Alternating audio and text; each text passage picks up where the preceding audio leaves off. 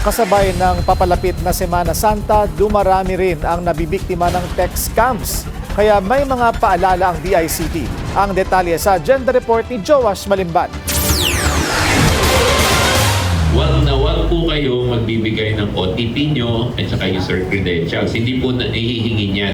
Ito ang mahigpit na paalala ni DICT Secretary Henry Aguda kaugnay ng posibleng pagdami ng text scam cases sa Holy Week. Ayon sa kalihim, iba-iba ang paraan ng scammers para makapanloko o makapagnakaw ng pera at impormasyon sa pamamagitan ng SMS. Kabilang dito ang tradisyonal na pagpapanggap. Nakakilala mo ang nag-text sa iyo. Mayroon ding mas advanced na gumagamit ng mga IMSI catcher para magpanggap na kumpanya o di kaya ahensya ng gobyerno. Kadalasan, ang ganitong text messages, meron pang links na maaari mo raw pindutin para makuha ang iyong pera. Yung pagka nagpapanggap po sila na kakilala nyo or isang agency, para masigurado nyo na sila yan, makipag-coordinate po kayo. Kung halimbawa LTO, may website po ang LTO, pwede kayo makipag-coordinate sa kanila. Kung DICT, pwede kayo makipag-coordinate.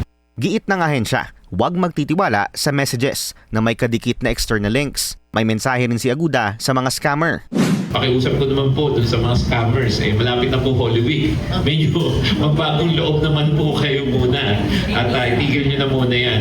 Inanunsyo rin ng PNP Anti-Cybercrime Group na 16 na individual ang naaresto mula Enero hanggang Pebrero ngayong taon dahil sa estafa at online scamming. Ayon sa mga investigasyon, common modus ng mga sospek ang online selling scams at peking investment schemes kung saan inaalok daw ang mga biktima ng mabilis na pagbalik at paglago ng puhunan. Dagdag ng PNP, magpapatuloy ang pagpapaigting ng monitoring kaugnay ng online scams lalo na't paparating na ang Holy Week. Para sa Agenda, Joash Malimban, Billionaire News Channel.